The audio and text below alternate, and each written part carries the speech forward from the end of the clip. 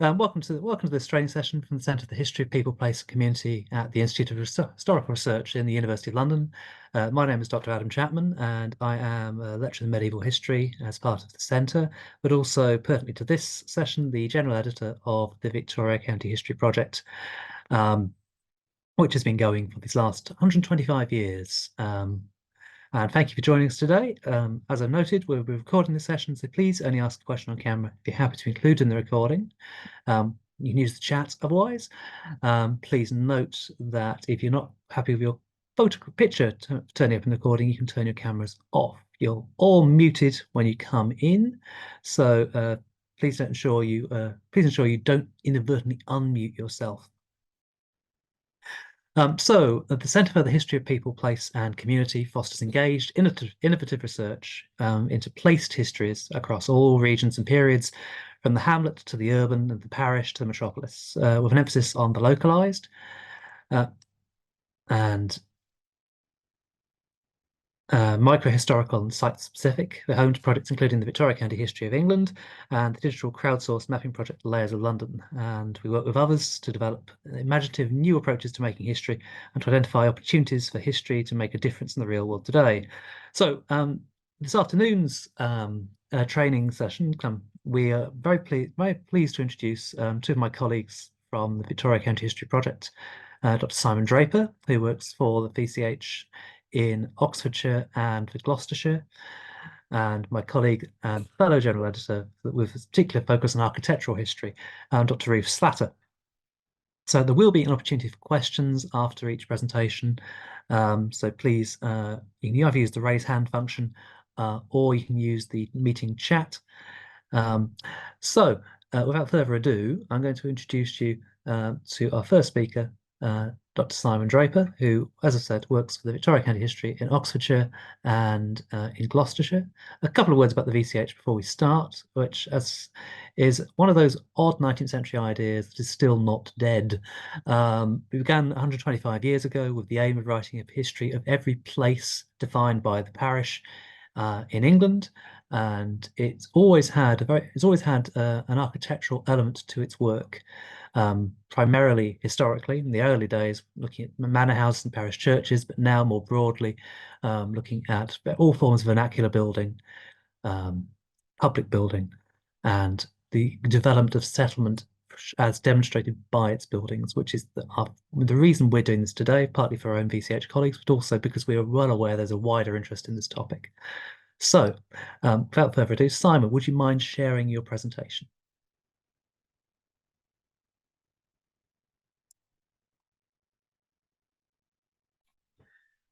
Right. Hello, everyone, and I hope you can see my first slide. Adam, perhaps you could give me a thumbs up, or Ruth, give me a thumbs up if you can see it. Good, hooray.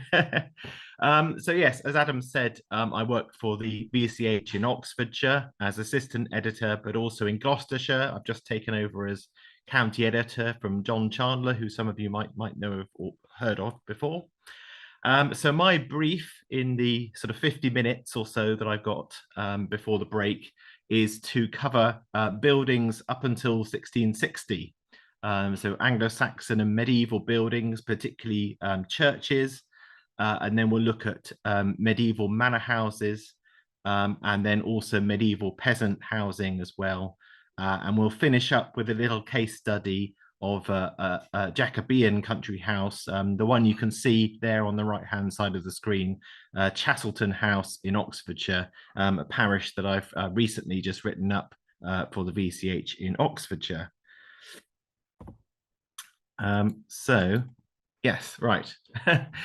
So first of all, some very basic sources for buildings history. I'm sure that most of you will have come across the Pevsner guides, the Pevsner architectural guides, a project a bit like the VCH in that there's one for each county, or even several volumes for each county. I think Gloucestershire has 2 volumes. Oxfordshire now has 2 volumes.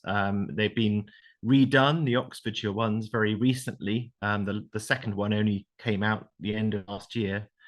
And the Pevsner guides, of course, started by the great architectural historian Nicholas Pevsner, but updated. and they're arranged parish by parish, just like the VCH. So you can look up the principal buildings of each parish. But the best thing about the Pevsner guides, if you haven't discovered them, is the glossary at the end of each one. So if you don't know your architraves from your entablatures, you can look up. You can look up in the glossary the excellent architectural terms. So if you want to bust the jargon, then I would recommend the glossaries at the end of the Pevsner guides. Of course, the listed buildings descriptions are a very useful guide, a principal source that we turn to in the VCH. And these are now maintained by Historic England in something called the National Heritage List for England. And I've put the web address up there at the top. And so that's all. If you live in a listed building, then there'll be a description of it there. So it includes churches, but also people's houses and cottages as well. So most important houses of any age will be listed. And you can read a description like this. But I've highlighted, you can see I've highlighted two passages. First of all, it says, this is one particular farm, Brawn Farm in Sandhurst, which I wrote for the VCH in Gloucestershire just over a decade ago. And it says detached farmhouse, 17th century and possibly earlier. So possibly earlier means that they don't really know how old it might be. And why might they not know how old it is? Well, the answer is the other highlighted passage, which says interior not inspected and exterior accessible only from the road.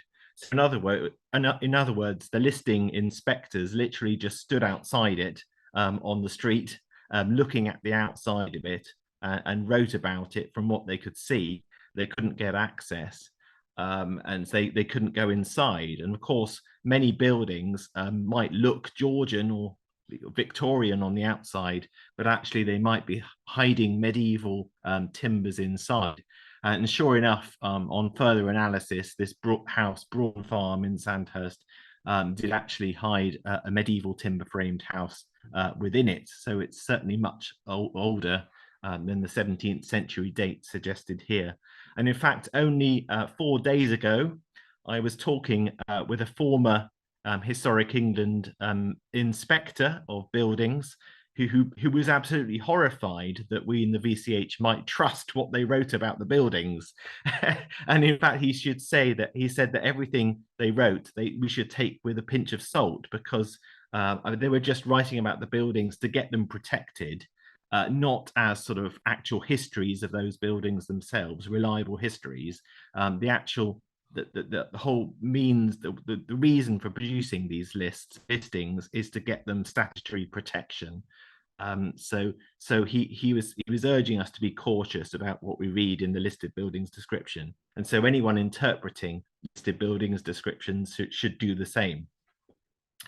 And then, as Adam said, of course, the VCH itself has a long history of architectural writing, and particularly the recent VCH volumes. So if you're working in a parish that the VCH has covered, then of course you should turn to the VCH to see what has been said about the principal buildings in that parish.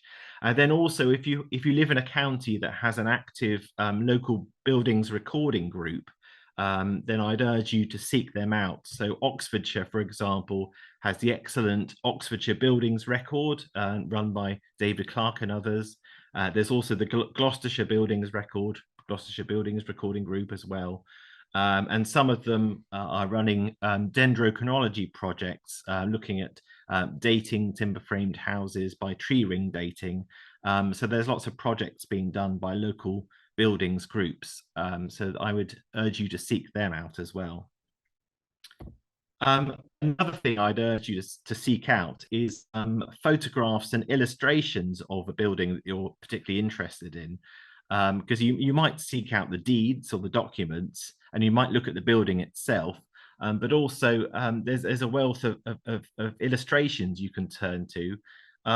Particularly, again, there's another Historic England resource called England's Places, and again, I've put the URL up on the screen. And these take you to what used to be called the red boxes.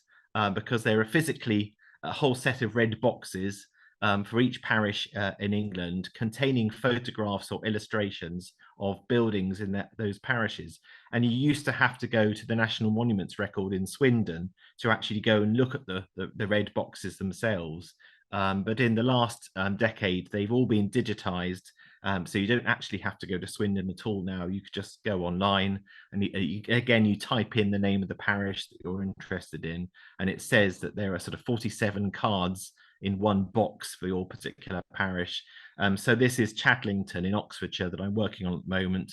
And there are some photographs of details in the parish church dating back to the sort of 1960s and 70s, which is useful because churches are often renovated and redecorated since the 1960s. So it's quite useful to have a photographic record going back several decades. And then you might get illustrations as well, including, so in Oxfordshire, we have what are known as the Buckler prints and engravings, a whole set in the Bodleian Library, done by John Buckler around about 1820. He went around drawing churches in particular, but also village buildings. And so the top right, this is his drawing of Chastleton Vicarage House, no, Rectory House, sorry, Chastleton Rectory House, which was demolished about 1830. So again, this is the only record of its existence. I mean, I've seen it marked on a map, but this is the only depiction of what the house looked like. And so you can see there's a Georgian sash window, and then there's some 17th century mullioned windows. So we can begin to interpret the house, even though it's no longer standing, just by looking at this illustration. And then the bottom right, there's another remarkable illustration, which I discovered on an estate map that was just lying in someone's bedroom in their house, an amazing map from 1711. And it has this depiction of the manor house, Chickenden Manor House, as it was. It looks very similar to how it does today. But of course, the gardens have all changed. And some of the architectural features are slightly different as well. So I shall now begin my survey of medieval church architecture, and of course, beginning in the Anglo-Saxon period. I mean, many Anglo-Saxon buildings and churches as well would have been timber and wooden, and so don't survive. But of course, the ones that do survive were all built in stone. And Deerhurst, just down the road from me, in Gloucestershire, is a very good example. 9th century Anglo-Saxon church, well researched by Michael Hare and Richard Bryant and others, and lots of features still surviving. And the font, top right, these little windows on bottom left in the tower, and the sort of triangular headed windows are a characteristically Anglo-Saxon feature. And the other thing worth noting is the decoration, the features beneath the triangular headed windows here, that they're sort of like the balusters of turned wood, like your banisters on your stairs. They're sort of turned pieces of wood. They resemble those. And a lot of Anglo-Saxon sculptural masonry decoration actually resembles woodwork, because I suppose the technique was first perfected in wood and then transferred to stone. So there's no coincidence there that a lot of Anglo-Saxon masonry decoration is the same as was used on woodwork as well. And then also there's lots of zoomorphic decoration, in other words, resembling plants and animals. You've got this animal's head in the center, just like Anglo-Saxon metalwork, and also book decoration is often zoomorphic. The plan of Deerhurst Church is interesting. You've got the nave and the chancel.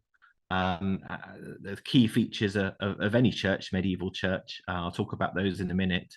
You've got a rounded apsidal end, east end, and then you've got these little sort of side chapels known as porticuses. They're effectively private chapels that lay people or benefactors to the church would have sort of built on to the side of the church, perhaps with their own burials inside. They're sort of private places for the benefactors of churches. But unless you live in a handful of places in England, you won't have an amazing Anglo-Saxon church surviving. What you might have is one or two pieces of fragmentary sculpture, Anglo-Saxon stone sculpture.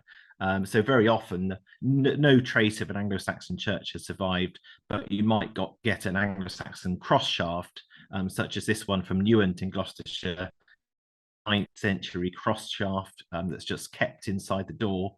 But there is an online resource that you should know about called the Corpus of Anglo-Saxon Stone Sculpture, run from Durham University. And you can go online and look up again any surviving piece of Anglo-Saxon stone sculpture that's known about, what's said about it, its date, etc. And there is also a corpus of Romanesque stone sculpture along the same lines for Norman masonry and decoration, slightly later, sort of 11th century and early 12th century. And so moving into the 11th century, we have we have another chapel, a second Anglo-Saxon church, but this is rather unusual because it actually has a dedication stone and an inscription telling us that it's consecrated on the 12th of April, 1056, to be precise. There's not many churches that when we know the exact day it was consecrated. But Odder's Chapel in Deerhurst has some key features of Anglo-Saxon small churches. So there are small windows, often raised up high in the walls, and this is round-headed because we're moving into the 11th century, and so the Romanesque style with Roman arches, round-headed arches, becoming more popular. And so we have very small round-headed windows, and that's because, well, it might have held window glass. We do have Anglo-Saxon window glass surviving from places like Jarrow, Bede's monastery up near Newcastle. There are fragments of Anglo-Saxon window glass there. But of course, window glass was exceptionally expensive and difficult to produce, so you only had it in very small quantities. So that's maybe one reason why you only have tiny windows in Saxon churches. And you also have these sort of keyhole doorways, very thin doorways. But also there's a feature here called, I call it long and short work. I think its full term is side alternate megalithic coining, but it's a bit of a mouthful. And most people just call it long and short. But this is where the coins on the edge, on a corner of a building, are laid, yeah, vertically and horizontally, alternately. So this is quite a common feature of late Anglo-Saxon and early Romanesque buildings. So I mentioned the parish church plan, that most churches will have a nave, a sort of rectangular area to hold the people. Of course, nave comes from nave, meaning the ship. In Latin, it's the part of the church for the people, to hold people. And then the chancel is the smaller cell, the smaller square added on at the east end, and that's the area where the priest is and where the altar is. So most early churches were built on the two-cell plan of a nave and a chancel. And so you can see Odder's Chapel in Deerhurst is a two-cell plan with a rectangular nave and a more sort of square-like chancel at the east end. And then you get many surviving 12th century churches along this line. So this is Rudford in Gloucestershire, top right, and then Cornwell in Oxfordshire, bottom right. And they're the sort of classic two-cell plan, nave and chancel.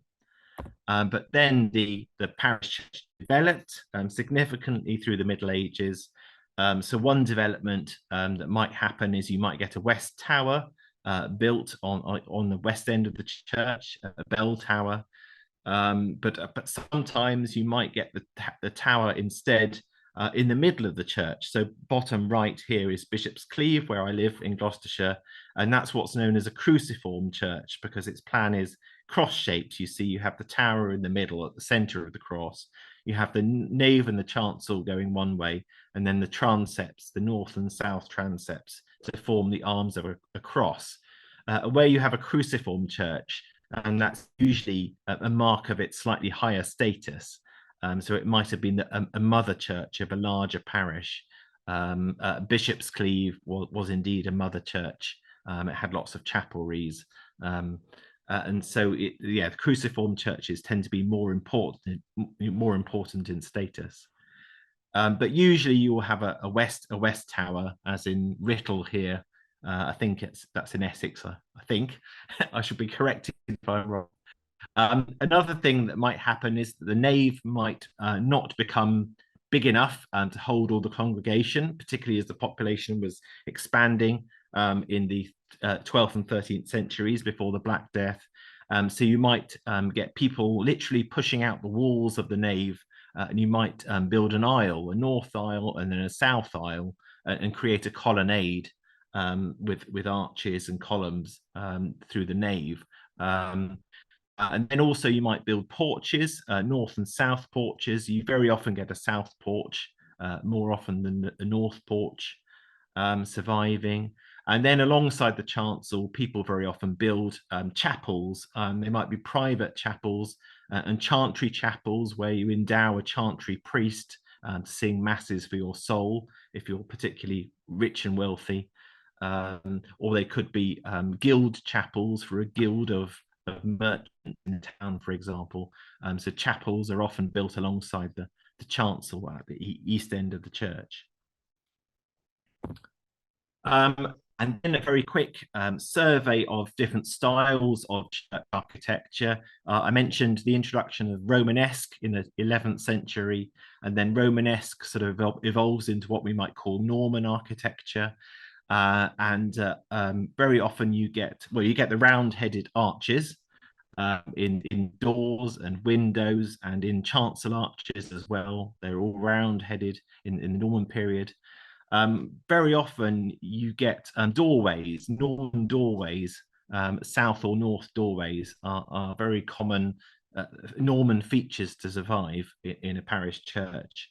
And this is a good survival from Upledden in Gloucestershire again. You have the round-headed arch with different styles of Norman decoration. So you have this sort of dog tooth decoration at the top. And then you have chevron decoration around the arch itself. And then in the semicircular space above the door itself, you have what's known as a tympanum or tympanum, depending on how you want to pronounce it. But that's very often decorated here. I think we got the Lamb of God in the middle of the circle here, and maybe with animals or saints either side.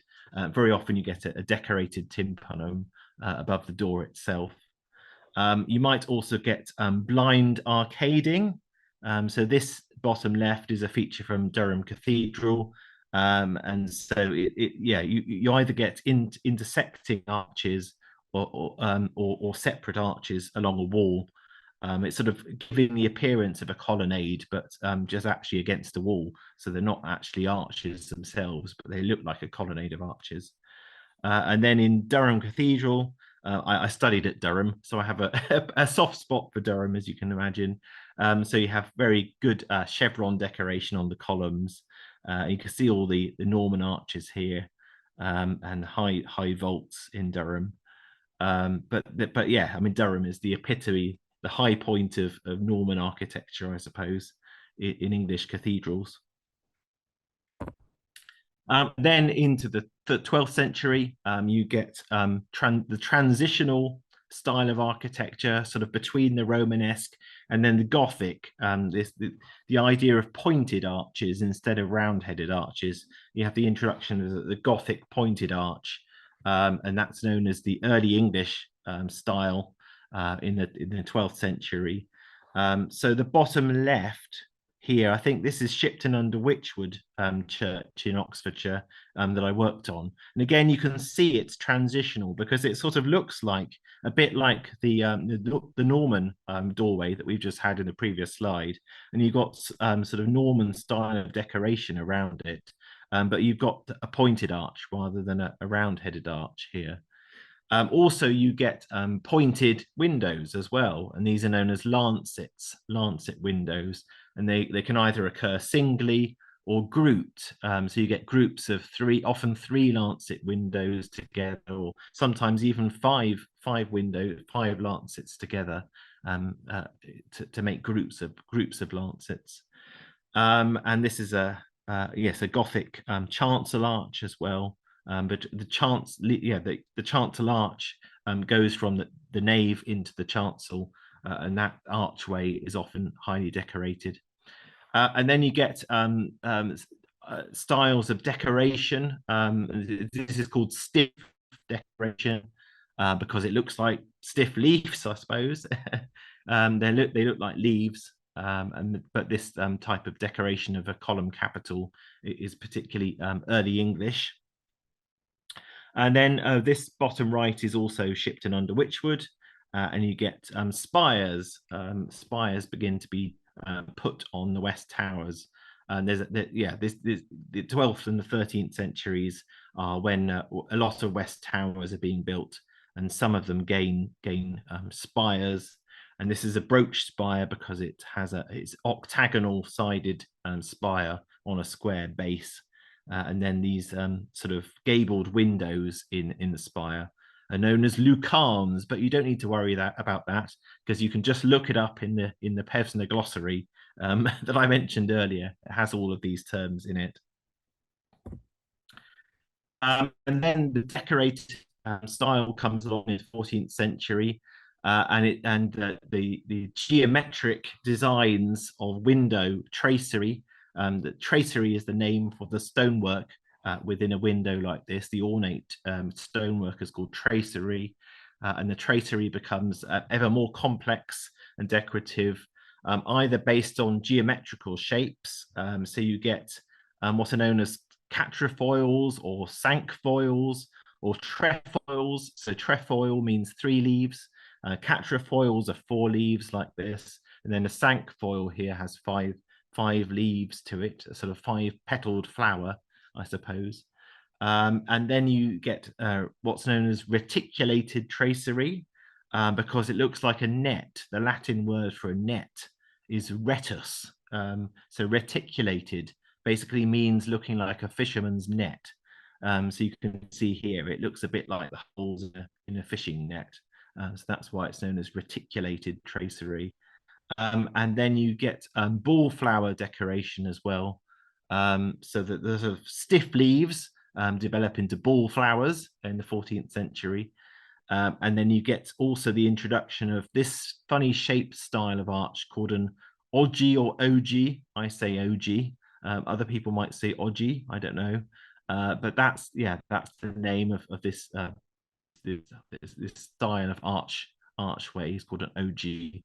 And this photograph here is of Chastleton Church in Oxfordshire, where a chantry chapel was built in 1336. So this we know that this dip window with an ogee arch dates from the 1330s. And then in the late 14th and into the 15th, and then into the early 16th century, basically up until the Reformation, you get the perpendicular style, where the window tracery becomes even more complicated and ornate. And you might also add what's known as a clerestory or a clerestory to your nave. Basically, if you want to raise the roof of your nave and add an upper story of windows to let even more light in, you let light flood into the nave. That's known as a clerestory, and most of them tend to date from the 1400s or the early 1500s. This is Chipping Norton Church, again in West Oxfordshire, which is a wool church. And of course, the wool merchants were making huge profits at this time, and they ploughed a lot of those profits into the church and invested in it in the 1400s. Also perpendicular windows, particularly in the Cotswolds, where I mainly work, you often get they become square-headed, and they often have these hoods, what are known as hood molds or labels over the top of them. They're basically to stop the rainwater dripping down the windows themselves. But they're a common feature of 15th and 16th century windows, not only in churches, but also in the domestic buildings of the 15th, 16th, 17th centuries in the Cotswolds. You get these hood molds over the windows as well, and the doorways. And then this is a classic sort of 15th, 16th century style doorway, a four-centered arch or a Tudor arch. According to the glossary in Pevsner, there is a subtle difference between a four-centered arch and a Tudor arch, but to be honest, I can't see much much difference. They're very similar. So I think you would class this as a four-centered arch, but it's the sort of classic doorway from about 1500. And I think I have to go quite quickly over medieval decoration in churches. Just to say that of course, you might get wall paintings. Very few will survive as amazingly as Kempley in Gloucestershire, the 12th century wall paintings here on top left. There is a book on medieval wall paintings by a chap called Rosewell. I can't remember his first name, but I'm sure if you Google Rosewell and medieval wall paintings, you'll find the book online. And then also you might have stained glass, and I've put this to remind again that there is an online database of medieval stained glass in Great Britain, the Corpus Victoriarum Medievae. So that's something you can go away and look up after the lecture. And this is Fairford in Gloucestershire, famous for its early 16th century medieval stained glass. You often find medieval floor tiles, decorated floor tiles, encaustic floor tiles as they're known. They're highly glazed and shiny decorated floor tiles from the 14th and 15th centuries. And fragments of those often survive in churches, even if they've been moved around and reset at a later date during Victorian restorations.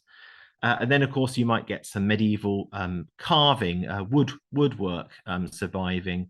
And you might get what are known as misericords, which are these sort of fold down seats that way you can sort of lean against them. You can perch your behind on one of these misericords and sort of rest on them and look as if you're standing up. And if you nod off during a service, no one will notice. That's the idea. Or if you do nod off, you'll sort of fall down, and then the seat will clatter down with a loud noise, and everyone will know that you're not paying attention. But anyway, the undersides of these misericords are often highly decorated. And this is Fairford again in Gloucestershire, with this sort of medieval domestic scene. Rood screens and rood lofts. So often where the chancel arch is at the boundary between the nave and the chancel, so going from the nave into the chancel, you would often have a screen across, dividing the nave from the most holy area in the chancel. And these were often highly decorated, but they were often the first thing to be destroyed during the Reformation. The saints' images were defaced, the paintings were defaced, and they were often taken down. So only a handful of them survive across the country. There appear to be some really good examples in Wales when I was looking online.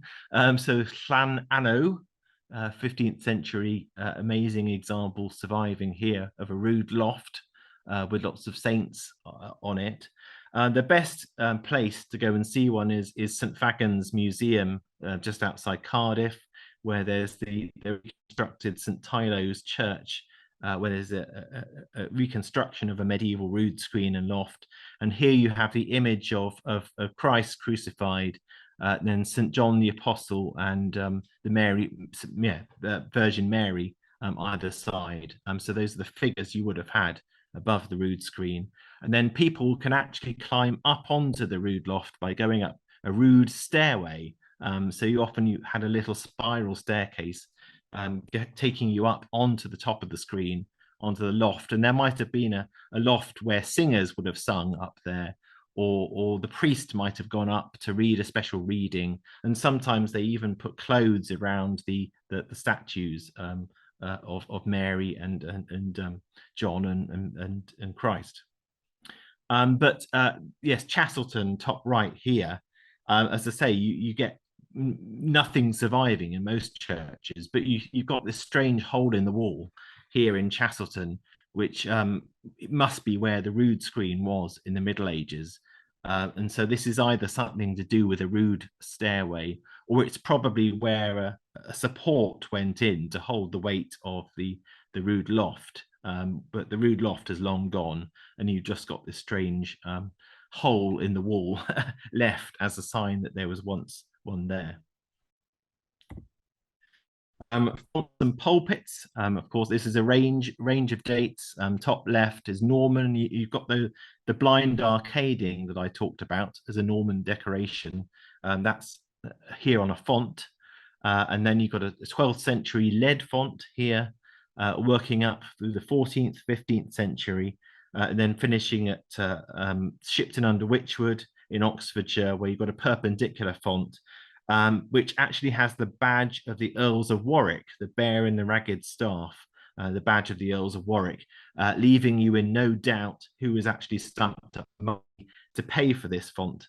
It is not very subtle hint that the Earls of Warwick were the benefactors of the church here around about 1480. And then lots of medieval churches fill up with funerary monuments and also memorial brasses. It was quite common in the Middle Ages to commission a brass which could be laid in the floor on top of your grave slab and set into the grave slab. A lot of the brasses have been lost over time, or at least reset in different places.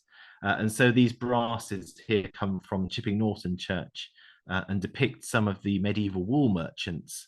I think some of them actually say, I think this is John Young, the wool man. I think it says that he's a wool man.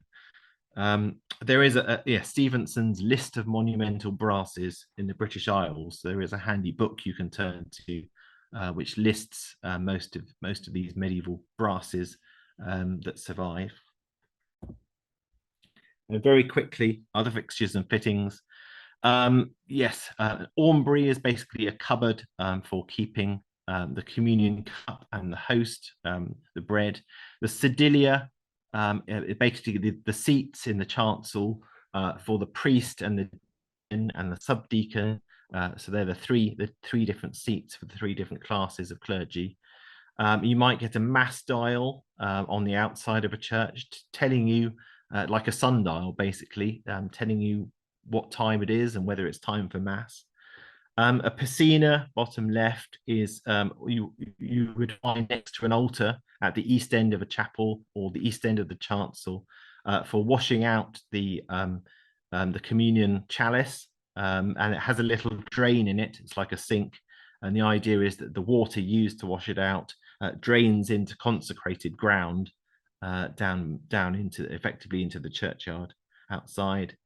And then you might get a squint or a hagioscope, as it's sometimes known, which is a tiny window from a chapel or from the nave into the chancel, so people have a better view of the actual mass going on at the high altar. So particularly if you have a chapel next to the chancel, and the lord of the manor might sit in the chapel and want to see what's going on in the chancel. And so sometimes the only way of doing that is through a little peepee hole, effectively, a squint, so that you can see what's going on, the actual mass taking place. If you want to know more about medieval churches, then I will recommend this book, excellent book, that I'm about 3/4 of the way through at the minute, Going to Church in Medieval England, by Nicholas Orme. Right, I realise I've got a huge amount of time to cover medieval housing. But a lot of medieval housing is based on the idea of the open hall plan. So this is on the left-hand side, you've got Jane Grenville's depiction of the idealized medieval open hall plan. So you have this idea of moving from the high status end of the building, high status end of the hall, where the Lord would have sat at a high table, perhaps sometimes raised up on a platform known as a dais, So think Harry Potter and Hogwarts, basically, and you won't go far too wrong. Or Oxford and Cambridge college dining halls, of course, are based on this model of the high table with the Lord at the end, and they were often lit by an oriel window. So you want a light flooding in to shine on the lords and ladies wearing their fine costumes, whereas the rest of the people sat further down towards the lower end of the hall. And then at the far end of the hall, you have a screens passage covering a passageway. Basically, there are opposing doorways here and a passageway. And then at the very lowest end of the hall, you have a buttery and a pantry where the servants would have worked, and they would have kept all the jugs and the plates, platters, etc., would have served food from there.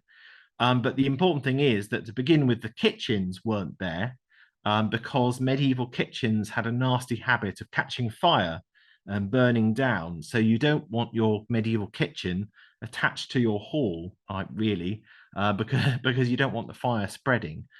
So many early medieval kitchens tend to be completely separate buildings, so that if there was a fire, it wouldn't spread to the main house and the hall itself. We'll see that in a minute.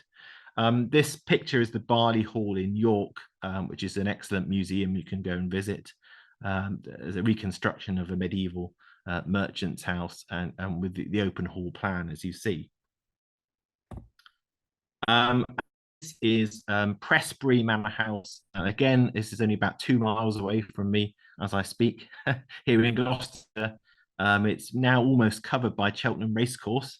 But this is, the Bishop of Hereford's medieval manor house here. And you can see that you've got the Great Hall here, and there was a later kitchen at the low end, but the original kitchen, as you can see, was separate over here. It was a separate building, and it was linked to the main hall by what's known as a pentis, which is a sort of covered walkway, so that if it was raining, your food didn't get wet on its way from the kitchen to the hall. But you can see at the high status end of the hall, that is where you have the buildings. So you have what's known as a solar, which is the Lord's sort of private quarters, the Lord and Lady's private dwelling space, and also their sleeping space would have been in the solar, with perhaps a separate sleeping chamber there. And because this is an episcopal manor house at Prestbury, you also have the private chapel off the solar, and at the high end of the hall, you have a private chapel here next to the Lord's own quarters. So that's a pretty standard layout of a medieval manor house. And as I said, the whole thing is surrounded by a moat, but perhaps for protection. If you had valuables in your manor house, you don't want thieves. And so having a moat might add some protection. But also there's a sort of romantic element about having a moat, which I think you can see from these examples. Hever Castle and Baddesley Clinton, you get the reflection of the house in the water as well. So I think people tended to think of moats as defensive in the old days, but I think now modern archaeologists, modern scholars interpret moats as sort of decorative features enhancing a house rather than practical. There are other reasons for having a moat other than just defense. Going down the social ladder to peasant housing, most peasant houses were based on the same principles, effectively the open hall, which had a through passage, except that it didn't have a screen. In the larger manor houses, it would have a screen, so it became the screens passage, whereas in a peasant dwelling, it's just a cross passage between opposing doorways here. And then you have a hallway with an open hearth in the middle. Of course, chimneys hadn't really been invented at this time. And so you just have a central hearth, and the smoke goes out, dissipates through the thatch in the roof itself, or you might have a louver in the roof to let the smoke out. But mostly the smoke just dissipates through the thatch. And that's why you get smoke blackening, soot blackening on the thatch and also the timbers. And so a real telltale mark that you're dealing with a medieval house is if you have smoke blackened timbers still left up in your roof, then you know that it had once been an open hall of the medieval period. And this is, yes, Mill Cottage in Maple Durham in Oxfordshire, that's been dated by tree rings to 1335, I think it is. Oh yes, 1335, by Dan Miles of the Oxford Dendrochronology Laboratory. So it's one of the earliest dated peasant houses in England. But there would have been many others like it. And you see it's basically based on this idea of an open hall, a long rectangular building of 3 or 4 bays. So a bay is basically the space between the timbers, the timber. Well, if you had crux, I'll come on to crux in a minute. The different timber frames, the frames holding up the roof, you have the different spaces are known as bays. So this is a 4-bay house here with a fire in the middle. And then a slightly later development is that often you would start with a rectangular house, a simple rectangle like the one above, but then you might build what's known as a cross wing. So you might extend your house by building a cross wing, and this is at right angles to the main house. And you can either put it on the end of the house to sort of form a T-shaped plan, or to one side, and then that's how you get an L-shaped plan of your house, by putting the cross wing against it. So Murcott Farm in Minsterworth is a 14th century open hall house, and then in the 16th century there's this box-framed cross wing that's added onto it to extend the accommodation effectively at the higher end of the hall, the high status end of the hall. The actual construction, timber framed construction itself, I mentioned things called crux. I'm very familiar with crux framed cottages because I live in the west of England. And as you can see from the map on the left, the distribution of crux is very much a sort of central, Midland and West country, and north as well, a north and western feature. Basically, a crux is what you can see here. These large blades, crux blades as they're known, they're single pieces of wood that go from the floor effectively up to the apex, the roof apex here. And so you have, it's effectively like an A-frame. You have the two crux coming up and then meeting in the middle. And so you can see you get the spaces between them are bays. So this is a 3-bayed cottage, a 3-bayed crux framed cottage here. And this is what the interior of a crux framed house might have looked like, with the cooking going on over the central hearth, and then the soot going out through the roof. Very often these crux, they're often set on dwarf walls. They're often put on stone pads to try and prevent them rotting.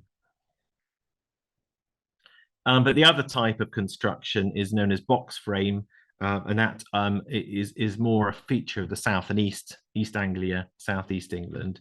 You get this sort of box framed construction where you have straighter pieces of wood used in a box shape, as you might imagine. I mean, we do get it in Gloucestershire, but the box framed houses tend to be slightly later, such as this 17th century example in Minsterworth.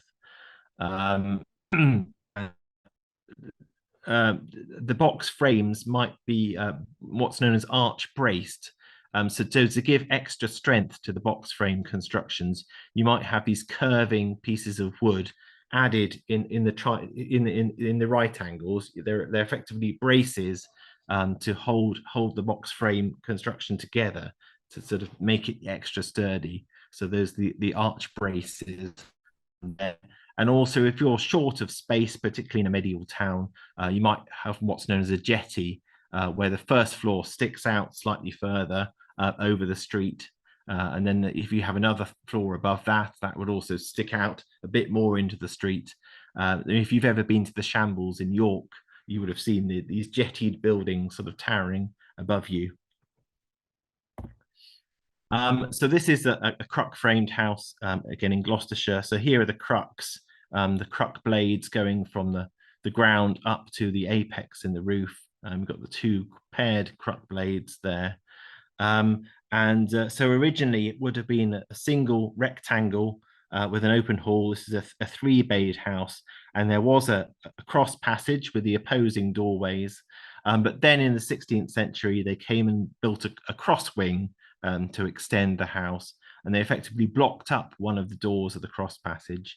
But the other thing to note is that, yeah, this is a box-framed addition, but also just see how closely together the timbers are. And this is something known as close studding, where you're effectively showing off the amount of timber that you've got.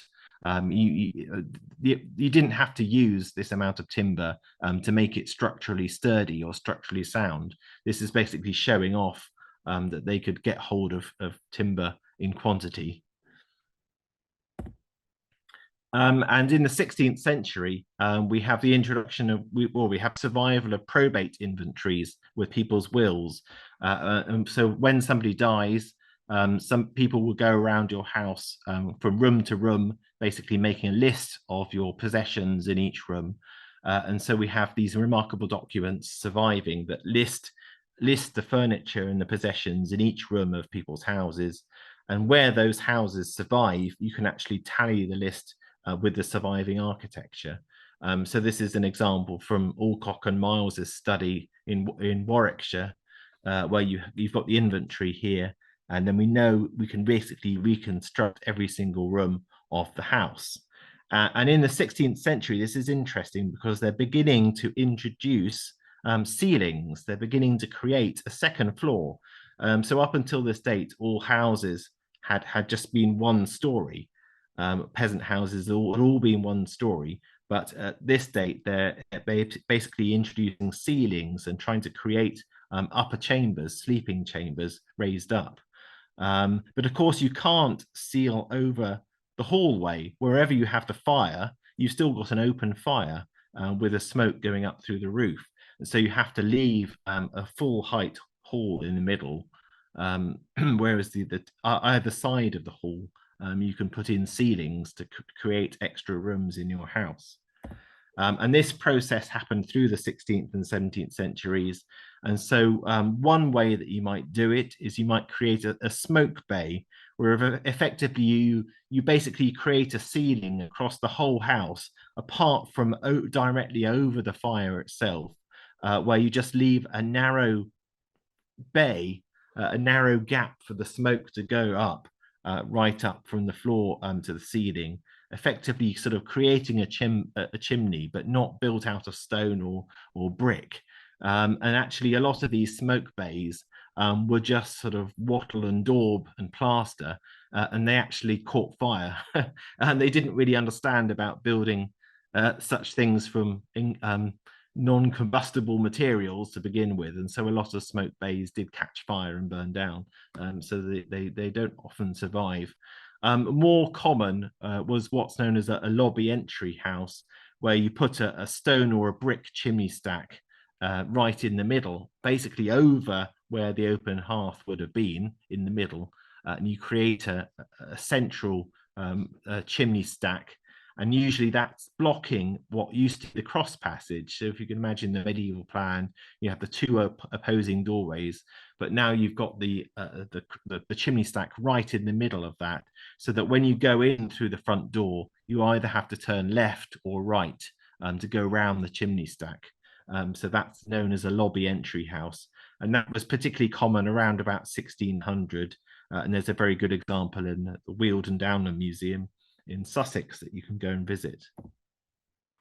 And into the 17th century, you get witch marks very often occurring in houses, particularly around fireplaces, doorways, anywhere that was exposed to the outside, because they believe that witches would get in through cracks in your house. They could come down the chimney or come in through windows. And so people carved these symbols wherever your house was at risk of having a witch coming in. And these are known as apotropaic, in other words, turning away evil. I think that's what it means in Greek, apotropaic, turning away evil marks. And yeah, people did actually believe in witches. King James I wrote a whole treatise about witchcraft. So it's a particularly early 17th century phenomenon to have these witch marks carved in houses. And then very quickly, coming up to the 1660s hurriedly, you get the half tax from the 1660s and 70s. So yes, somebody came up with the bright idea to tax people by the number of hearths, the number of chimneys that they had, number of fireplaces they had in their houses. So people went around everyone's houses, counting the number of fireplaces they had, and they created lists by parish. And so these are incredibly useful documentary records of housing as it was in the 1660s. So in Oxfordshire, this is Chastleton Parish, and you can see Mr. Arthur Jones has 17 hearths in his house, whereas George Greenwood has only one. So clearly Arthur Jones's house was much, much bigger than George Greenwood's. So the majority of people would have had one or two or three or four hearths, but exceptionally you get larger houses, 11 or 17 here. You know that you're dealing with a manorial status house. And there is a project, a national project underway. It seems to be taking forever, and I don't know what the current status of it is, how active it is, but there is a British Academy and Roehampton University half tax project that's supposed to be producing volumes for different counties of half tax.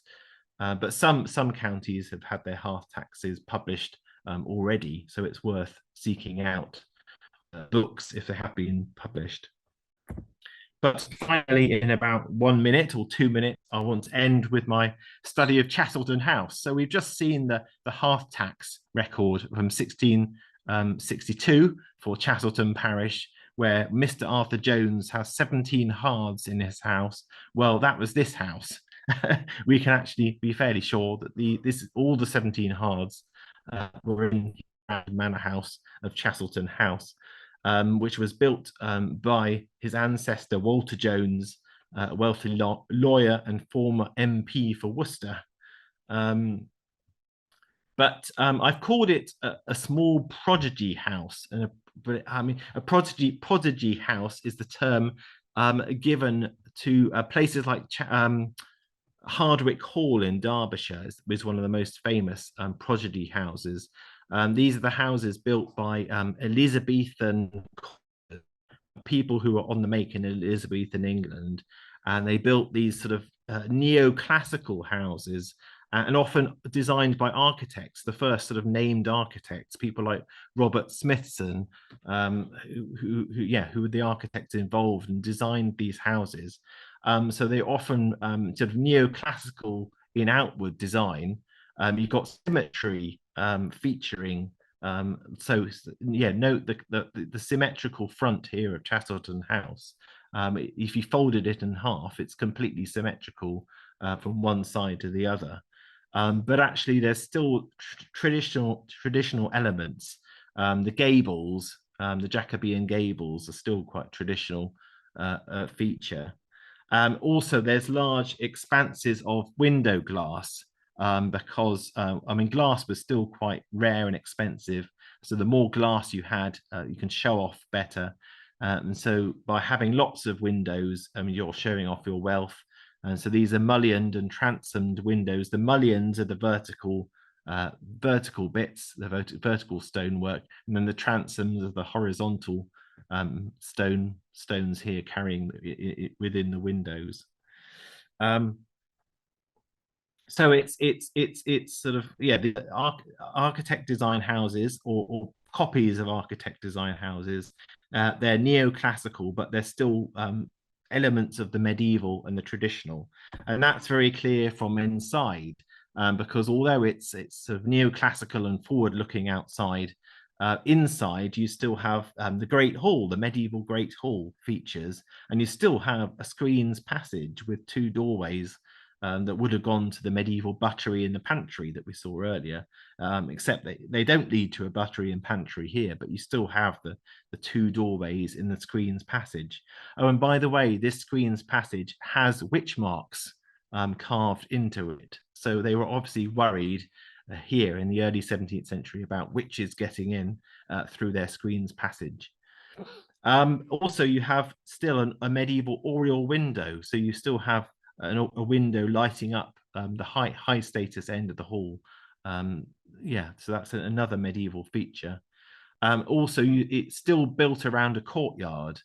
Most medieval houses are arranged around a courtyard, and so you still got that feature. Also, people didn't know how to introduce staircases, really. Stairs were quite a new feature at this date.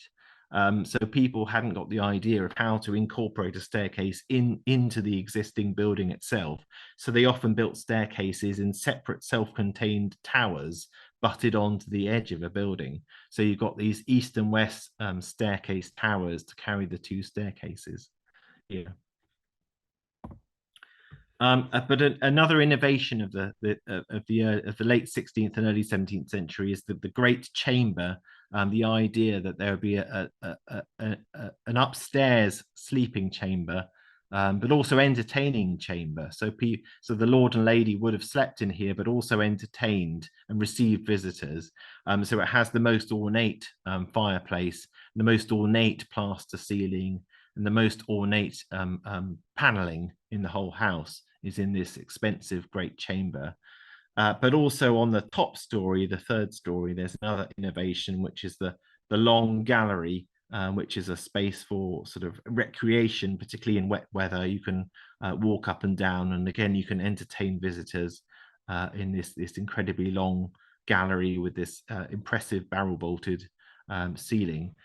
So these are other features coming into grand manor houses: the great chamber and the long gallery. But on that note, I've got to finish, and we have indeed reached the 17th century. And so I'll hand over to Ruth to carry on the story. I don't know whether we have any time for questions, Ruth. I probably overstayed my welcome. Apologies for that. Thank you, Simon. Just to say, I think we do have a couple. I think we've got time for a couple of minutes of questions, and I suspect a lot of people would appreciate a 5-minute break as well. So, do you have any questions? There's one question. There's one question in the chat, which is from Daniel Westerhoff, which is: did the half tax also cover institutional buildings or just private dwellings? I think it's just private dwellings, perhaps. I'm trying to think about institutional buildings. I mean, certainly, rectory houses get taxed. Clerical houses seem to get taxed. But I don't know of institutional buildings being taxed. I think it's just people's private dwellings that are taxed, in my knowledge. Thank you. Are there any more questions? Have you used the chat or raise your hands?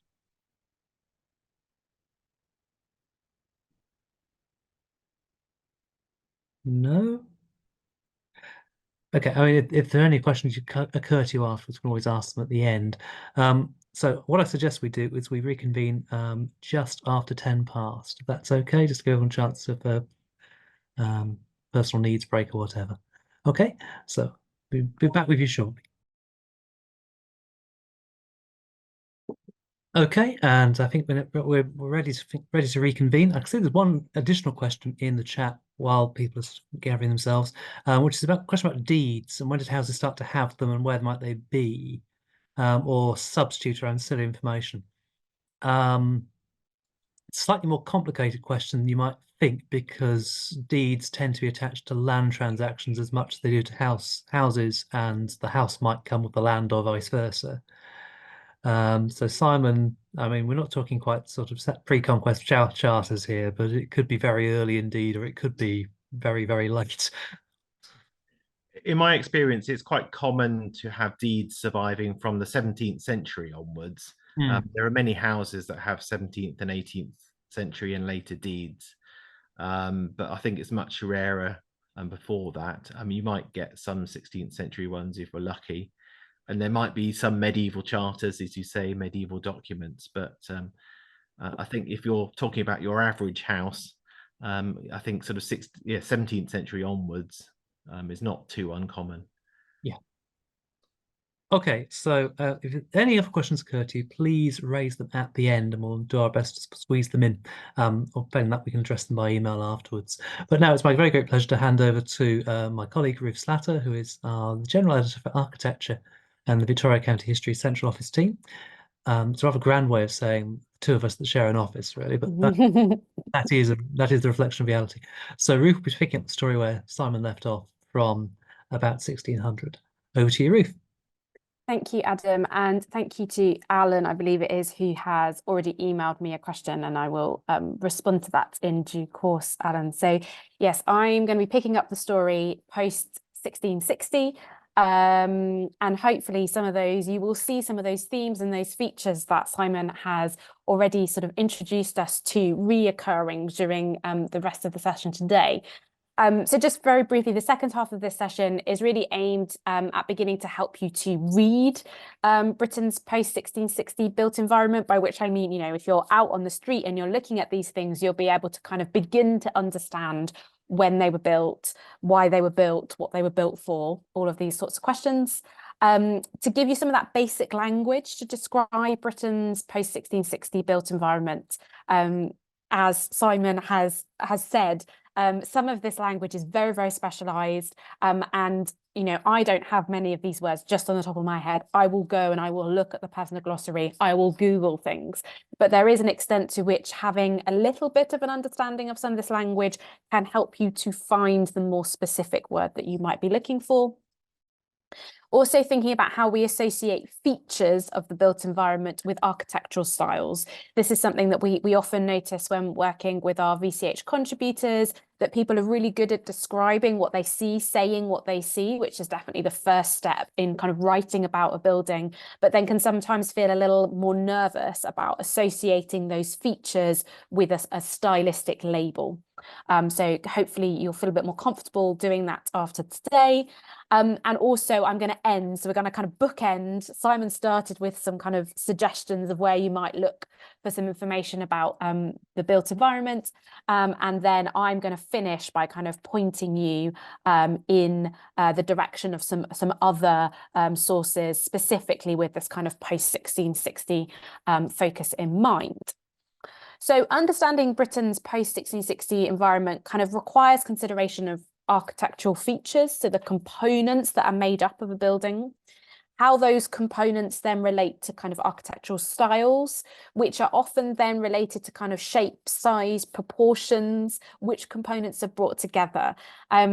A style can be quite tricky by the time you get to this kind of post-1660 moment, because we will see many of those different features that Simon has already introduced us to popping up again, but in kind of weird and wonderful combinations sometimes. And they are related to a particular moment in time and a desire to say something specific with architectural features. Then there's also the building plan or the layout, and then the materials that buildings are made out of. And all of these things on the left are sort of associated with the things on the right. So this kind of broader social, cultural, political, economic context, which informs what kind of architectural styles and features and materials that are being used. I was running a conference last week about the architect Seeley and Paget, who were commissioned to do a lot of rebuilding in the Second World War, and a lot of our conversations focused on the money and the resources that they had accessible to them in that post-Second World War period, and how that informed some of the stylistic decisions that they made and a lot of the material decisions that they made. So when reading a building, it's really important to understand the kind of context in which that building has been made or refurbished or redeveloped over time. Also thinking about the type and purpose of the building. So Simon did a really nice job of talking about churches and then domestic architecture.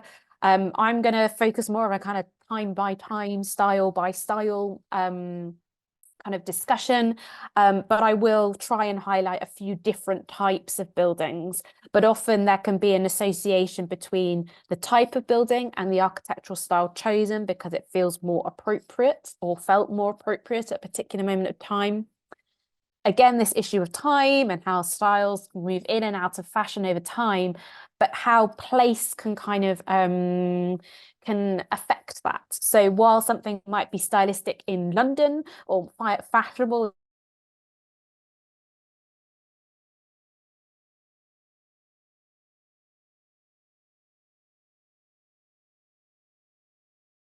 my apologies. It looks like as though Ruth is frozen.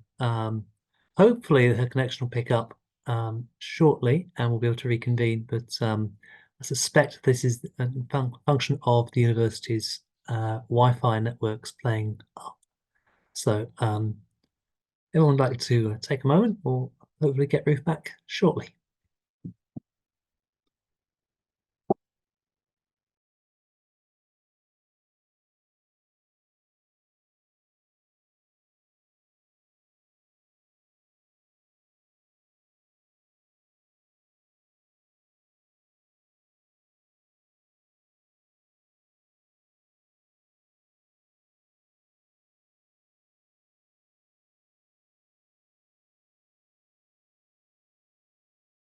Okay, what I think Ruth is doing is exiting the meeting, coming back in again. So there'll just be a short pause. I think she's now back in the room. Okay, Ruth. There we go. Can you hear me now? Great. I apologise for that, and I'm glad that Adam was able to step into the breach. Okay, so hopefully we got to the point where I was saying about styles changing at different periods of time, but also how place can affect how styles move in and out of fashion at different periods of time, depending on the location. Okay, so I'm going to begin by looking at this period, sort of 1660 to about 1720. All of these time periods that I'm going to talk about today are very approximate. It's a period which we would refer to as the kind of Caroline and Queen Anne periods. So this period kind of immediately after the restoration of Charles II and the restoration of a kind of a king in Britain, in England specifically, and the aftermath of the Fire of London and this kind of beginning of new building processes. And some of the kind of key features that we would expect to see in this period would be standardizations of classical orders. So I'm going to talk you through those classical orders briefly, but you'll have seen in some of the images that Simon shared earlier that we have these columns and porticos and features that you might normally associate with a kind of Greek or Roman piece of classical architecture.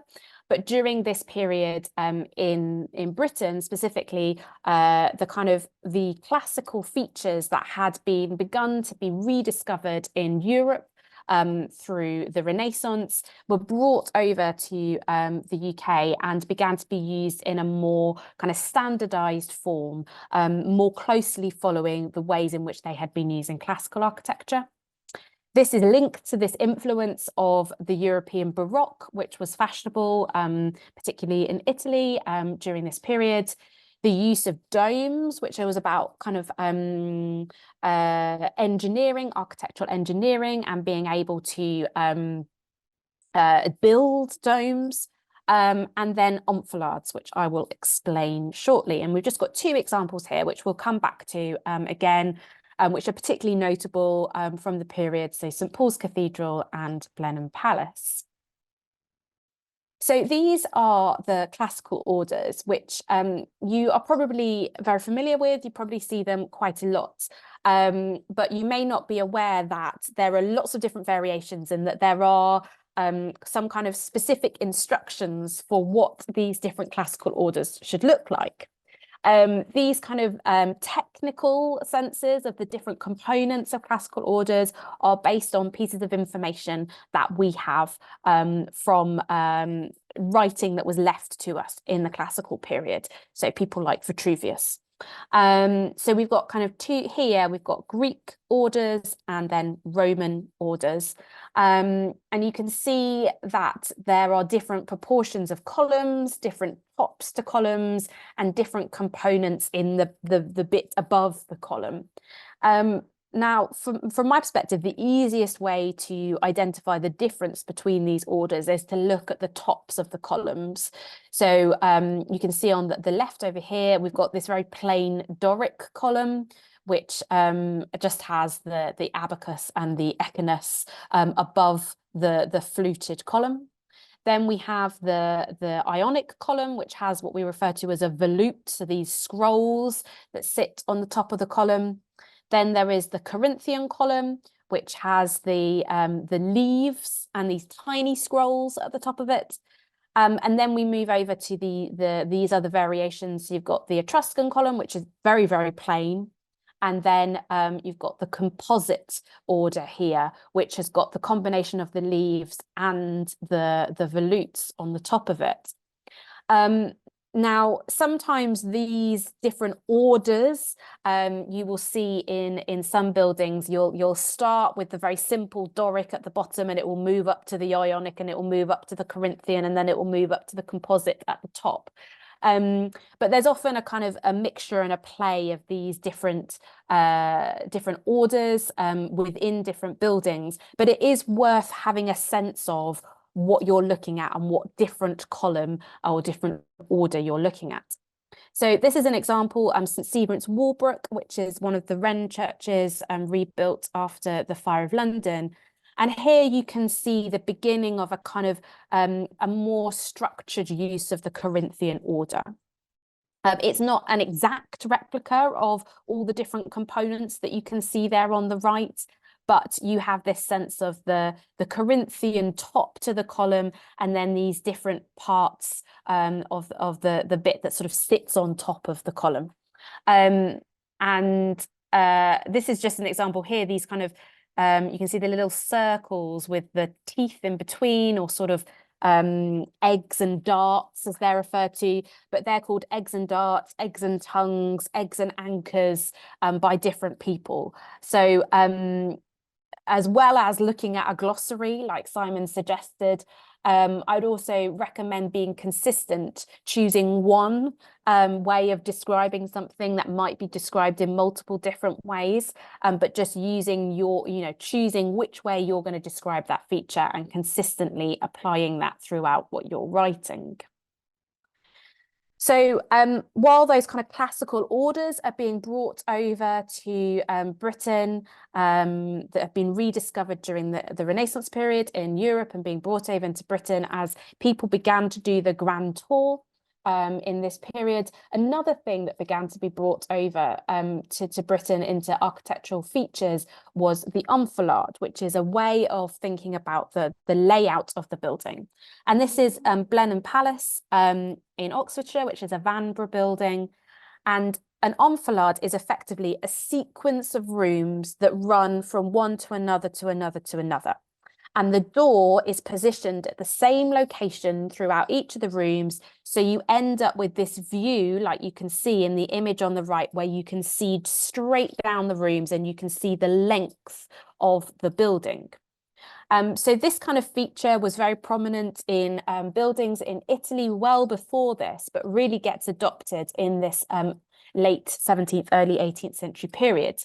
And you can see this on the ground plan, how these rooms at the top move along. And the idea was that you would have the most kind of public room at the beginning on the enfilade. And as you move down the enfilade, you move into more and more private rooms. So the further down the enfilade you are allowed, the more you are, it's more of an indication that you are in the inner circle of the people that you're visiting. And these are obviously, of course, all very important, very wealthy members of society at this period. Okay, so I'm going to just really quickly flip through some of these images, but throughout the presentation, I've included some pictures like this, which are just kind of picking up on specific architectural features, but you'll get access to this PowerPoint, so you'll be able to kind of use that then. But just to point out this idea that the bottom layer of columns here at St Paul's Cathedral is in the Corinthian style, whereas the columns above and the pilasters above, so pilasters are kind of columns that are attached to the building, so there's no kind of space around them. They are in the composite order. And you will see as we go through that there are many of the words that Simon has already introduced us to are kind of coming up again and again. But the last thing I wanted to say about this building before moving on is the use of the materials here. So St Paul's Cathedral is faced in Portland stone, which is this very white stone that you can see that is very impressive, very notable, stands out in the landscape. We will see Portland stone coming up again and again in this presentation in notable buildings that were built and had a lot of money and often have a kind of public status in the environment. So often there are kind of status buildings that are meant to kind of have an important, draw the attention and play an important role within the built environment. There is a desire to use Portland stone for that. So the other example from this period that we're looking at is Blenheim Palace again, and just a few things to note here. This has got both a broken and an open pediment. So it is broken because you will see that at the top, it doesn't reach its point. So you've got the beginnings of it at the top, but it doesn't actually reach a point. And it is open because it doesn't have a full bottom to it. So you can have just an open with a top on the top, and you can have a broken without a bottom as well. And just to say here that this stonework that has gone this kind of goldy yellow colour is a local stonework, local to Blenheim, and has kind of, it's called a Cypress grit. So it has kind of bits of fossil within it. But that's also when you're thinking about the building material that's used, either there is a reason to use the material because it gives the building a sort of an image that contributes to its status, or it's because that building material is local and therefore relatively easily accessible. So moving on to the Georgian period, this really is a period of increased use of the neoclassical. So this is a period that's really characterized by Enlightenment values, going back to classical ideas, engaging with classical literature and architecture, and broader ideas about maths and science. So neoclassical uses of symmetrical designs, both in the facades of the buildings and the ground plans, particular engagement with, by this stage, what we would refer to as Neo-Palladian villas. So Andrea Palladio was an Italian architect who during the Renaissance period engaged with classical design features to develop these villas, Renaissance villas, and during the Georgian period those got brought into Britain, and so we refer to them as Neo-Palladian villas. But also this is a period of beginning to see urban development, so there are also townhouses. So the two examples that we have here are Chiswick House and Bedford Square. So Chiswick House is one of these examples of a Neo-Palladian building. It was designed by Lord Burlington, who really he used it as a space to display his art that he had collected and his sculpture that he had collected during his visits to Europe. And you can see that there is both a symmetrical exterior and a symmetrical ground plan. So you've got this saloon in the middle, which is an octagonal shape. You've got an octagonal dome on the top that provided light through these lunette windows into the saloon in the middle. And then all of the rooms around it were connected in various different ways. So you could sort of process around the outside, each room being connected to each other, and then go into the middle as well. Few things to just say here about this vermiculated rustication. Which is a kind of the rusticated bricks down here. So you've got the stonework. The stonework is cut to look like bricks, and that's what we refer to as a kind of rustication. But this is then sort of chipped away to create a certain sort of pattern, which is referred to as vermiculated rustication. Okay, this then is Bedford Square. which is from further towards the end of the 18th century. This is one of the first purpose-built squares in London, and you have these brick townhouses, sort of terraced houses, and then in the middle of those sections you have these stucco faced buildings. Now, Simon was talking about bays in his earlier presentation and was referring to the bays as the kind of spaces between the frames in the building. By this period, we would count the bays in a building as the number of openings. So these are 2 3-bay windows. You can see here, this is the door into this one and the door into this one. And then we've got 3 bays in each of those buildings, got 3 openings. Also, just a note about these sash windows, and you might read or hear referred to the number of lights in a window. And that's really the number of panes of glass within a window. So these ones up here have got 12, but the ones on the first floor have 18. Okay, and just to say that a garret is basically a loft that you can move around in. So those are the kind of some of the key features of that building. We'll then move into the Regency period. I noticed that there was at least one person in the chat referring to Brighton. So one of the examples here is an example from Brighton. So this period is really characterized by Napoleonic Wars, Industrial Revolution really beginning to gain momentum, increased romanticism within arts and culture, which then gets reflected in the buildings of the period. And I think also importantly, this is the period at which the British government is taking greater control of the East India Company. So you've got this kind of idea of Britain moving out into a developing empire, but also the campaign against the slave trade. And as a result, we see these are some of the key features of Regency architecture. So a continued use of classical references, but in a more romantic and a less accurately classical way. So this relationship between architecture and culture more generally during this period. The beginnings of the use of Gothic features, which we'll talk about in a bit more shortly, but more importantly, the beginning of the use of architectural features from India and Asia more broadly. So things like verandas and very broadly Oriental stylistic features. So we're not talking about accurate uses of architectural features from India and Asia during this period, but a kind of romanticized engagement with the Oriental. And the Brighton Pavilion on the top that was built for George IV while he was the Prince Regent is a really extravagant example of this.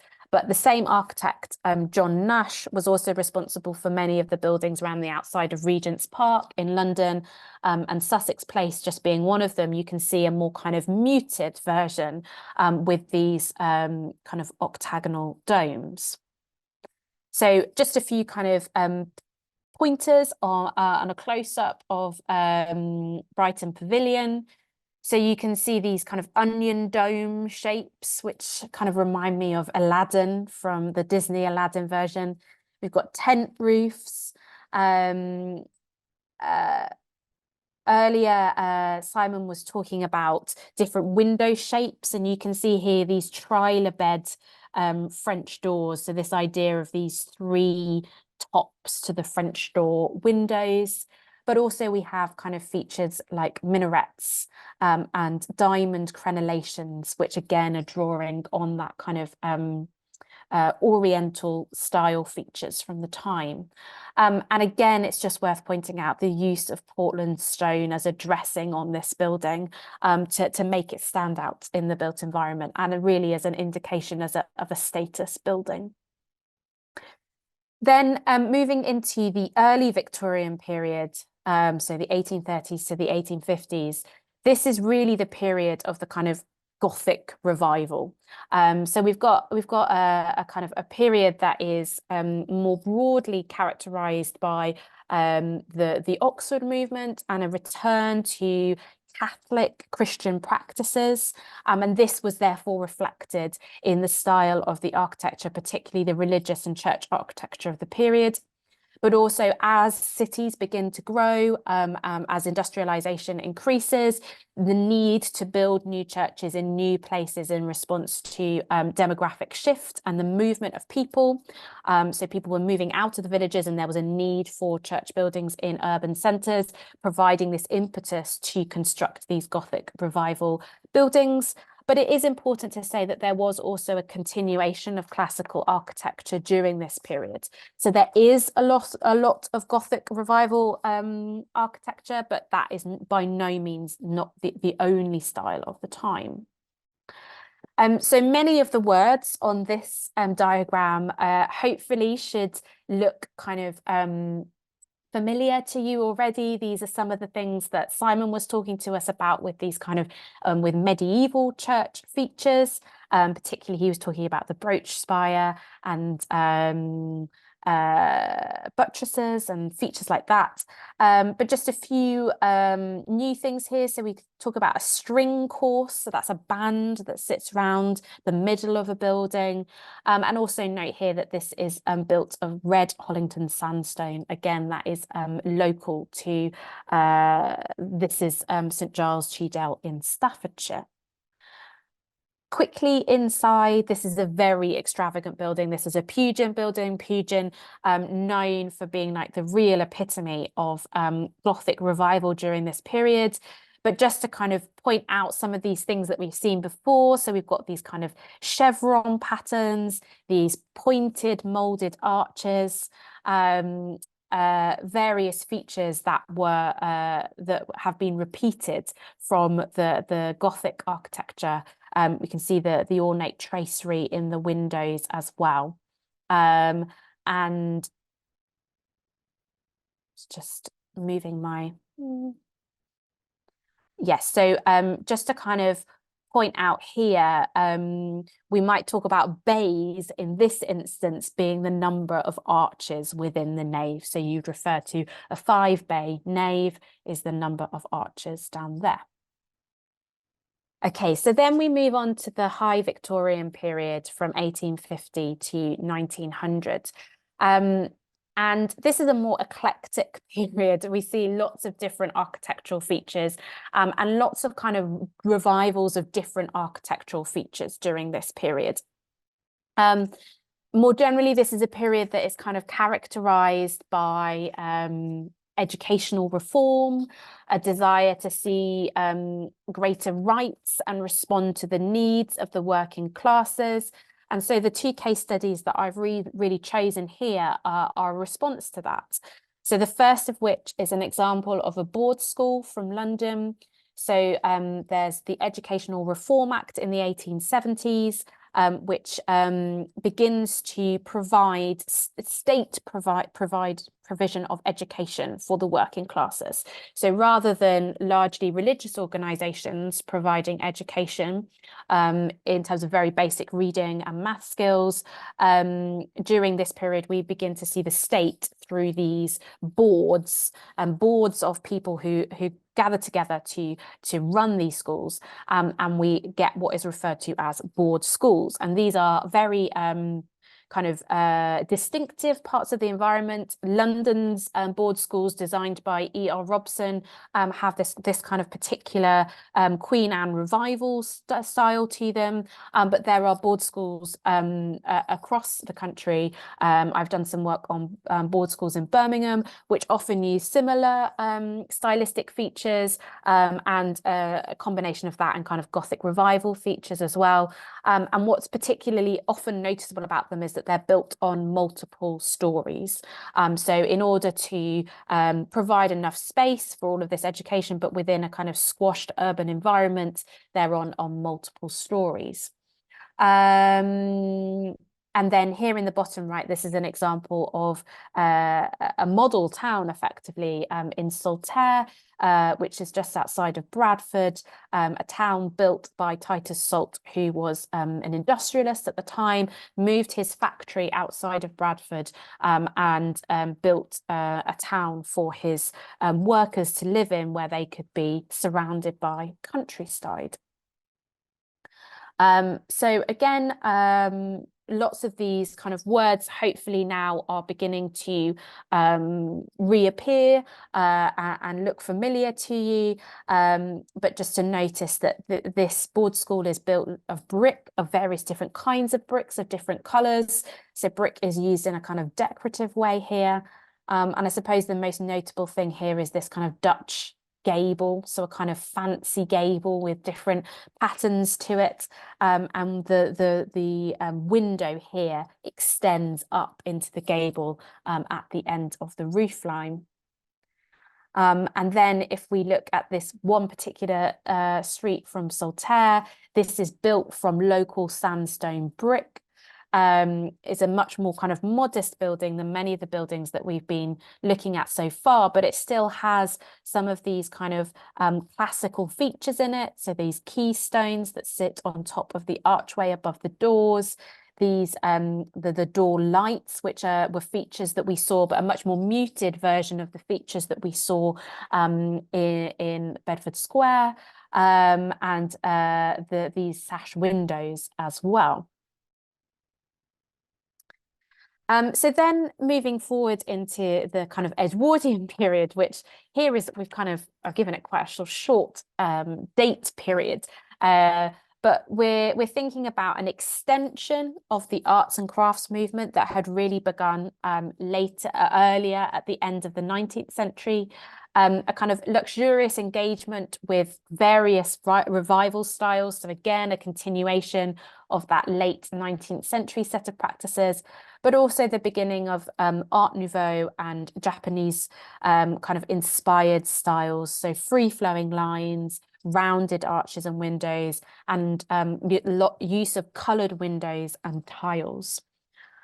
So Three Gables House here, which is called Three Gables House because it has three gables. This is a real continuation of that arts and crafts style, which was a desire to develop something that was kind of true and trustworthy, was the real language of the arts and crafts movement. So rather than developing something that was really fancy and extravagant in its decoration, it was a desire to prioritize kind of handmade, well-crafted, sturdy objects and buildings. So this is an example of that. And then here we have the Everard Printing Works, which is now just the facade of the printing works. The building behind it has been demolished, but the tile work, the front tile work has been maintained. And here you can see that there are turrets. There are sort of a play on Ionic columns with those volutes at the top, but in a very playful, not very kind of classical way. But we've also got these kind of Byzantium arches, these very curved arches, and a battlemented parapet. So these kind of up and down square features. So it's quite playful, and it's obviously very colourful. Moving through to the modern period, which, you know, this is a vast period of time from 1910 to 1975. But some of the kind of key features from this period that was really, as we all know, characterized by war, by huge changes in social attitudes, and changes in kind of expectations of living quality for the working and middle classes. Some of the key features would be sort of Art Deco from earlier in this period, so angular, bold, horizontal and vertical lines with coloured trims. You might often think about that as a kind of early cinema design. Those are some of the most characteristic buildings from that period. Modernism, which is kind of minimalism over ornament, kind of experimentation, so not restricted to uses of classical design rules. Really thinking about volume and space, and using new materials like concrete and steel frames. And then brutalism, so the use of block-like forms from much later on in this period. So someone I just see has asked in the chat about post-World War I architecture. So that obviously is a period in which social housing and that kind of idea of homes for heroes was really prominent. And this building here on the top right is an example of social housing from Kirkby Lonsdale, which, although this particular example, I think, was built after the Second World War, this is some buildings that we've been working on for a recent VCH volume. The design really came in that kind of interwar period and is drawing on some of that arts and crafts movement inspiration. So again, demonstrating that way in which time and place, a style which was from slightly fashionable slightly earlier, was still being implemented in Westmoreland in Cumbria much later on. But that kind of the architecture from that interwar period is often simple, but not as blocky or as brutalist as you would get in the post-war era. So there isn't the same kind of level of 1950s modernism, although modernism was obviously really beginning to take off in Europe during that period. And so you might get some kind of high-end pieces of architecture from that period, which make reference to the Bauhaus and Le Corbusier. But much of the British architecture during that period is still really referencing a pre-war sense of style, as you get in this example from Kirkby Lonsdale. This King's Square is from Gloucester. And is a really good example of the use of concrete and blocky, spacey design from the mid-century. Here, just a few kind of sort of language around describing this social housing from Kirkby Lonsdale. In particular, it's important to note the kind of pebble dash features on the building and this double pitch roof line, which seems to be particularly characteristic of a set of buildings that were designed in this area of Westmoreland during the period. Okay, so then very quickly moving on to postmodernism. We need to think about this period from kind of 1975 to 2000 as a period of deindustrialization, a real internationalizing of economic markets and therefore of styles as well. And postmodernism is a real kind of eclectic style. It's a playful engagement with established architectural forms. So it's often using kind of classical motifs or Renaissance motifs, in the example of Ealing Shopping Centre here with these two towers that were kind of playing on Italian Renaissance city building, but using them with new modern materials, but also changing the proportions often and combining stylistic features from different geographical areas of inspiration. So you can see this kind of the use of the Renaissance towers, but then also this kind of play on a Oriental pagoda-like form next to it. There's often use of bright colours and lots of experiment with shapes and materials. So if we have a look specifically at Ealing Shopping Centre, which was designed by Keith Scott from Building Design Partnership. And Keith Scott is really credited with bringing American postmodernism, which was most often kind of expressed within shopping centres, shopping malls in America during this period, and bringing it to the UK. And the story goes apparently that the people of Ealing were offered a kind of brutalist shopping centre in the 1960s and 1970s and turned that down. And then this was built and opened in 1985, 1986. And the Queen, the late Queen, went to open it. But just some things to kind of point out here, the use of arcades. So these kind of arched openings where the shops sit in the arcade. And then the fact that it is all built around a piazza. this is the kind of the central part of the shopping centre. And then also this way in which these Renaissance-like towers become the lift shaft. So you're integrating these modern features within architectural design, which is referring back to much older architectural styles.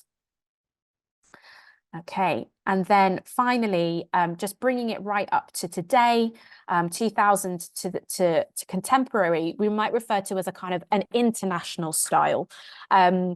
And I often like to think about this as this building could be found in London, it could be found in Singapore, it could be found in Dubai, and it would be at home in any of those places.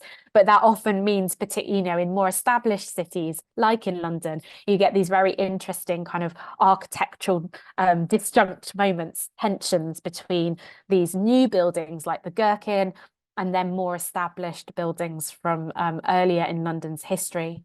So this international style is really characterized by glass and steel, demonstrations of kind of engineering innovation, and this idea that they could be located anywhere within the globalized world. And I just wanted to include this example here again from Kirkby Lonsdale, where I visited earlier this year. And this is, is obviously a much older building that has been very recently renovated. But this use of grey colours, this use of big plates of glass and exposed steel is a kind of a play on the international style. So a kind of international vernacular was the term that I kind of developed in collaboration with a colleague. And yes, grey plague. I think that's a matter of taste. But yes, it's interesting to see how this international style is being adopted within kind of renovation work currently being undertaken. So just to really finish this off, these are just a few slides to send you back to other places where you might find interesting things to help you read and write about building histories. So these are kind of secondary sources, most of which, if not all of which, Simon has already referred to. These are some online primary sources. We will circulate these slides with these links. It's about finding the resources that are most relevant for you. And then other kind of primary types of primary sources rather than specific places that you can go and look for that might be useful if you're trying to research a particular building. And then other kind of primary sources, but many of these you will need to go to the archives to find rather than being able to find online. So I am going to wrap up there and stop sharing my screen. And hopefully that gives us 5 minutes to just kind of wrap up and take any questions from the floor. Thank you so much, Ruth. There's a lot to conjure with there.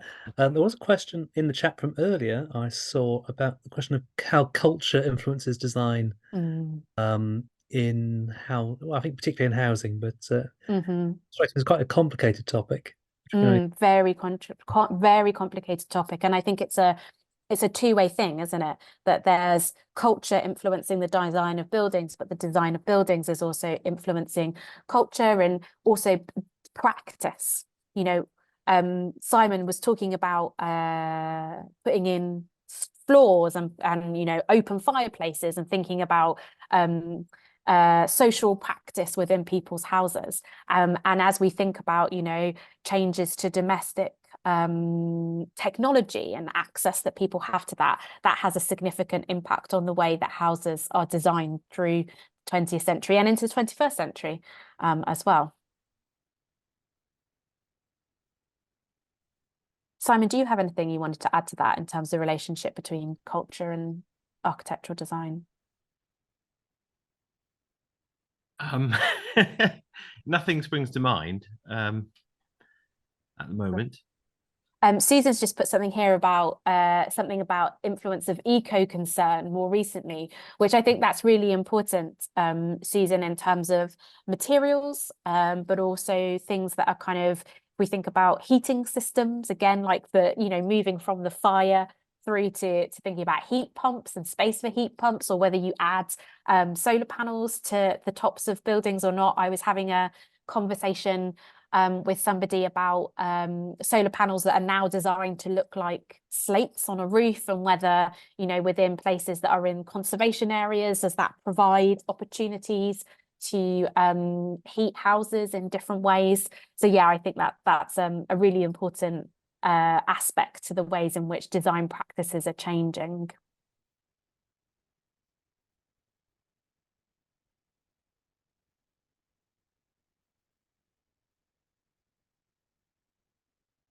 Alan, I will respond to your email rather than answer it now, because I just need to have a look at it a bit more closely and work out exactly what I'm looking at in the image that you sent me. But thank you for sending that through.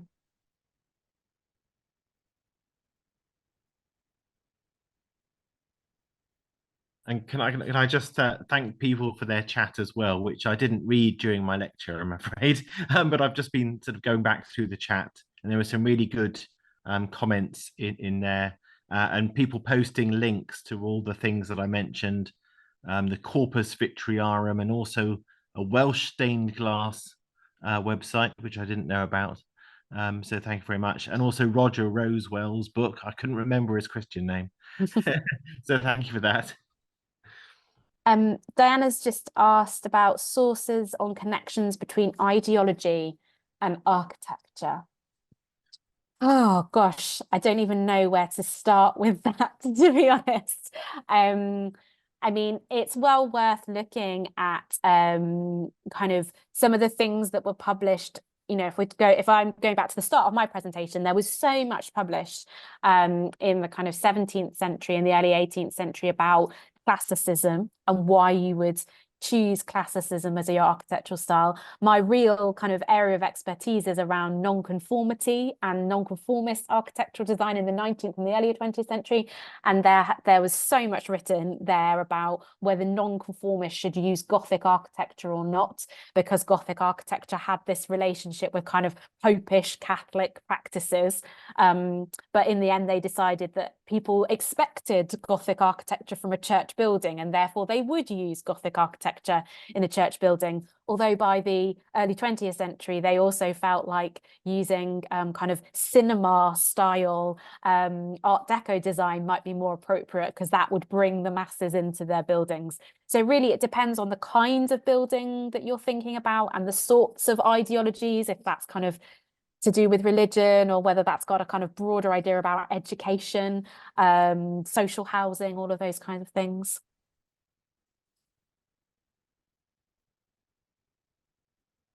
Yes, Diana, please do email.